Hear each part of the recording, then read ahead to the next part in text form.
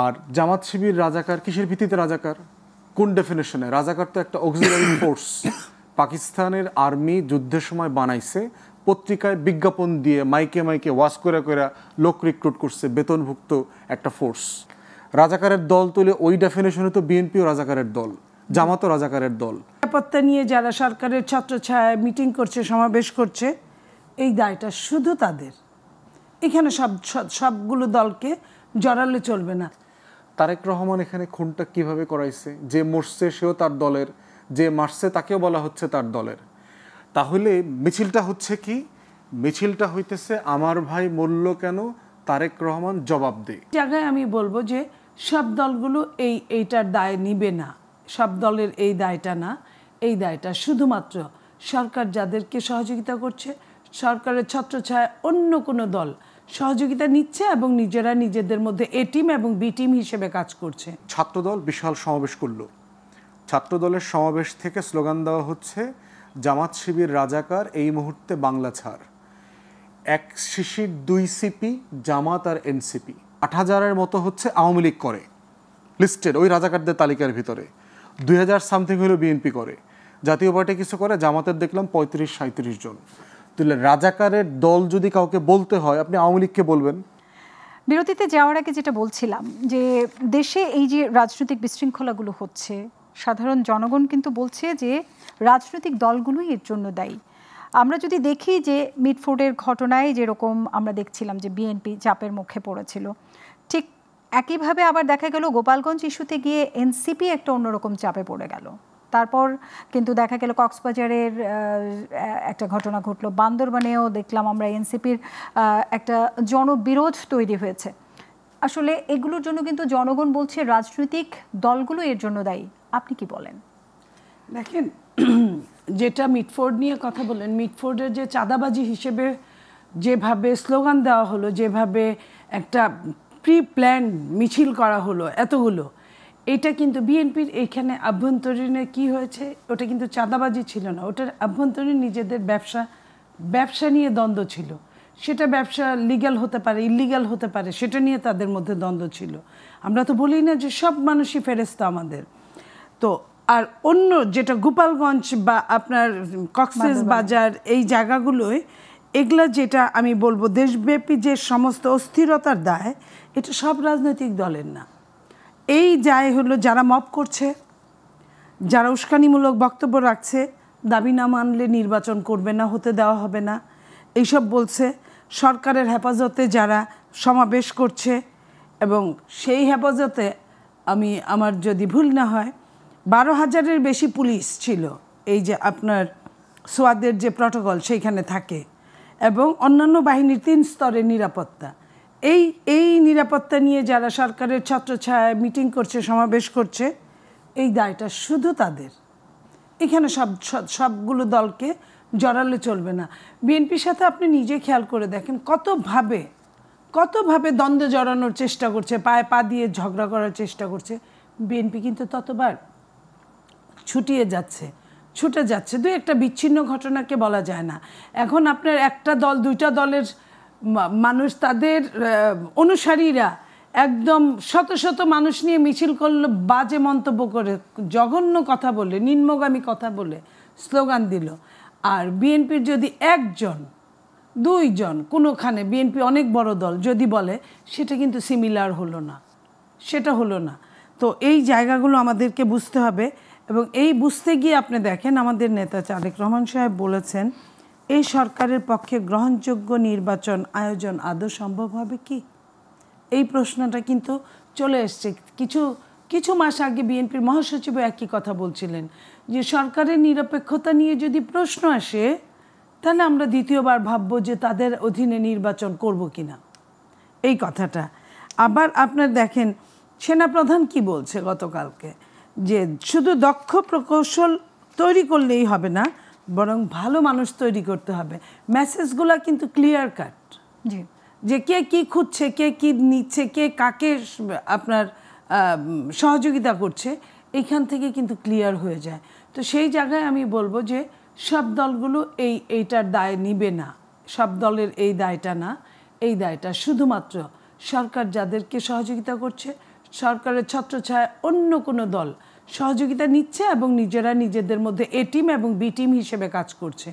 তাদের কথা আমাদেরকে বুঝতে হবে, আমাদেরকে সামনে আনতে হবে এবং ক্লিয়ার তাদেরকে আঙ্গুল তুলে দেখানো হবে যে এই মানুষটার এই কারণে এই জায়গায় আমরা এদের সাথে নাই।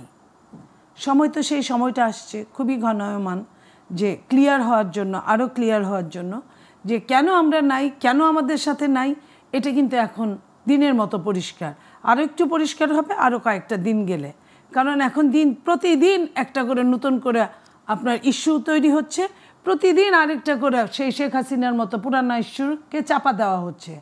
এই নতুন এবং পুরানো ইস্যু চাপা দেওয়া আর উস্কে দেওয়া দুইটার মধ্যে থেকে কিন্তু আসল ইস্যুটা বের হয়ে আসবে খুব অতি সত্বর আমরা মনে করি। উস্কে দেওয়ার কথা বলাতে একটু ফুয়াদ ভাই আপনার কাছে আসতে চাই। এখন নির্বাচন নিয়েই কিন্তু রাজনৈতিক দলগুলোর কাজ করার কথা, প্রত্যেকের প্রচারণা করার কথা, তাদেরকে মানে নির্বাচনমুখী তাদের সমস্ত আচার আচরণ এবং তাদের কার্যগুলো হওয়ার কথা। কিন্তু আমরা দেখছি এটা বিপরীতমুখী হচ্ছে, একে অপরের প্রতি উস্কে দেওয়া হচ্ছে যে ইয়েগুলো। এই জিনিসটা কেন হচ্ছে এবং কিভাবে এটার কমানো যায়?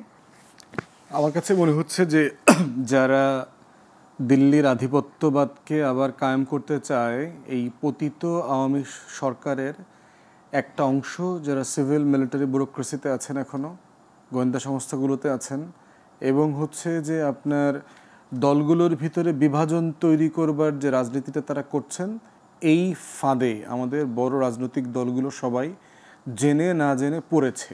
বিএনপি, জামাত, তারপরে চরমোনাই, এনসিপি। এবং দেখেন সেটা কি ফর্মে পড়েছে। মিটফোর্ডের যে ঘটনাটা ঘটেছে, সেই ঘটনাটাকে যদি আপনি অ্যাসেস করেন, এটা খুব রেগুলার চাঁদাবাজি খুনের ঘটনা না। একটা মানুষকে খুন করবার যে মনস্তত্ত্ব কাজ করে, সেটা হচ্ছে সংক্ষিপ্ত সময়ের ভিতরে খুন করে পালিয়ে যাওয়া। কিন্তু যে যাকে খুন করছে দেখবেন এটা বেশ লম্বা সময় ধরে এই কাজটা করেছে, পিটাইছে, তারপরে হচ্ছে দোকান থেকে বের করে নিয়ে আসছে, কাপড় চোপড় খুলেছে, তার দেহের উপরে উঠছে, পা দিয়ে লাথিয়েছে, এরপরে পাথর মারছে।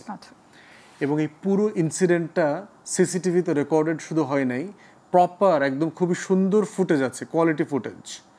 এবং এইটা চারপাশ থেকে লোকজন দাঁড়ায় দেখছে। এবং এই ভিকটিমের যিনি খুন হয়েছেন তার ভাতিজি দেখলাম এক জায়গায় বলছে এটা পরিকল্পিত, এটা করানো হয়েছে, এবং একটা প্যান্ট শার্ট পরা একটা ভদ্রলোক পাশে দাঁড়ায় নাকি ইনস্ট্রাকশন দিচ্ছিল। এবং তারপরে রিয়াকশনটা দেখেন, গত 16 বছরে হাসিনার বিরুদ্ধেও যে ধরনের শব্দে, ভাষায়, বাক্যে আমরা সমালোচনা করি নাই, সেই ধরনের শব্দ ব্যবহার করা হচ্ছে তারেক রহমানের বিরুদ্ধে।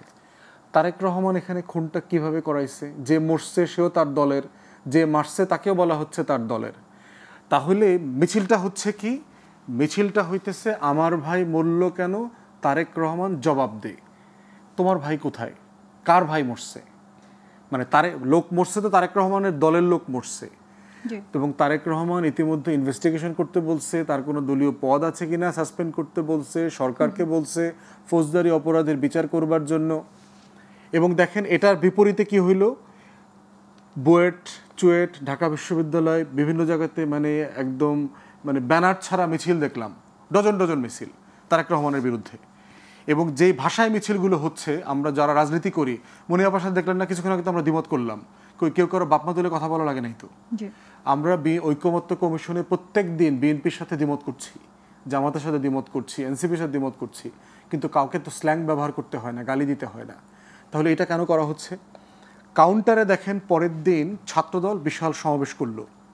ছাত্রদলের সমাবেশ থেকে স্লোগান দেওয়া হচ্ছে জামাত শিবির রাজাকার, এই মুহূর্তে বাংলা ছাড়। এক শিশির 2 সিপি, জামাত আর এনসিপি। অন্য জায়গায় দেখলাম বিএনপির একটা জায়গা থেকে তুমি কে, আমি কে, বাঙালি বাঙালি। এই স্লোগানগুলো কিন্তু বিএনপির স্লোগান না, এগুলো হচ্ছে আওয়ামী বলা বয়ানের স্লোগান। আর জামাত শিবির রাজাকার, কিসের ভিত্তিতে রাজাকার, কোন ডেফিনেশনে? রাজাকার তো একটা অক্সিলারি ফোর্স, পাকিস্তানের আর্মি যুদ্ধের সময় বানাইছে, পত্রিকায় বিজ্ঞাপন দিয়ে মাইকে মাইকে ওয়াজ করে করে লোক রিক্রুট করছে, বেতনভুক্ত একটা ফোর্স। এবং এই ফোর্সের একটা তালিকাও কিন্তু আওয়ামী লীগের সময় প্রথম দফা প্রকাশ করা হয়েছিল, 10,000+ রাজাকারের তালিকা করেছিল। তাহলে সেই তালিকা মোতাবেক আমরা দেখলাম 8,000-এর মতো হচ্ছে আওয়ামী লীগ করে লিস্টেড ওই রাজাকারদের তালিকার ভিতরে, 2,000 সামথিং হলো বিএনপি করে, জাতীয় পার্টি কিছু করে, জামাতের দেখলাম 35-37 জন। তাহলে রাজাকারের দল যদি কাউকে বলতে হয় আপনি আওয়ামী লীগকে বলবেন। রাজাকারের দল তুলে ওই ডেফিনেশনে তো বিএনপিও রাজাকারের দল, জামাতও রাজাকারের দল, ধরেন এরা সবাই রাজাকারের দল। বাংলাদেশের কোনো নাগরিককে কি আপনি বাংলা ছাড় বলতে পারেন কিনা? সে যদি ফৌজদারি অপরাধ করে, যেমন আমরা কি বলছি যারা আওয়ামী ফ্যাসিবাদ করেছে তাদেরকে বাংলাদেশ থেকে বিতাড়িত করতে হবে, এই কথাটা কি আমরা বলছি না, তাদের বিচার চাইছি। যারা যারা ফৌজদারি অপরাধ করেছে, আমরা আসলে একদম শেষ প্রান্তে চলে আসছি, শেষ করে ফেলছি। তাহলে এটা দিয়ে যেটা হচ্ছে, আবার দেখেন এনসিপির নেতারা সালাউদ্দিন ভাইকে নিয়ে একটা বাজে কথা বলেছেন। তাহলে দেখেন যে একজন আবার বিএনপির একজন নেতা চরমনায়কে বলছে চরের দল, আবার সেই দলের আরেকজন নেতা বলতেছে যে টাকা তোলে পল্টনে ভাগ যায় লন্ডনে। তাহলে দেখেন কিভাবে পরিকল্পিতভাবে পরিবেশ তৈরি করা হচ্ছে গণ অভ্যুত্থানের পক্ষের শক্তিগুলোকে বিভাজিত করবার জন্য। সবগুলো রাজনৈতিক দলেরই কিন্তু এখন একটাই চাওয়া, সুষ্ঠু একটা নির্বাচন। এটা প্রধানতম, যদি সুষ্ঠু একটা নির্বাচনই আমাদের সবার চাওয়া হয়, তাহলে আমরা জানি যে ঐক্যমতে না আসলে সুষ্ঠু নির্বাচন সম্ভব না। তাহলে কেন এটা হচ্ছে না, কেন আমরা একসাথে আসতে পারছি? প্রথম কারণ হচ্ছে যারা চায় না গণ অভ্যুত্থানের পক্ষের শক্তিগুলো একত্রিত থাকুক, পার্টিকুলারলি তারেক রহমানের সাথে প্রফেসর ইউনূসের মিটিংটা যারা চায় নাই, এই অংশটা হচ্ছে এই কাজটা করতেছে বেশি করে। আমি এটাই বলবো যে যারা সরকারে আসতে পারবে না, ক্ষমতায় আসতে পারবে না, এবং তারা এই মুহূর্তে ক্ষমতার সবচেয়ে বেশি সুবিধা ভোগ করছে, তারা নির্বাচন চায় না। এবং তারা নির্বাচন না চাওয়ার জন্য ওই যে বলছিলাম আপনাকে, ইস্যুকে নন ইস্যু আর নন ইস্যুকে ইস্যুকে, যেমন মিটফোর্ডেরটা, এটা আমাদের জন্য ইস্যু না, এটা আমাদের ঘরের কষ্টের ব্যাপার, আমাদের নিজেদের রুদনের ব্যাপার, সেটাকে তারা ইস্যু বানিয়ে নিয়ে গেল। এটা তো হয় না ওইভাবে।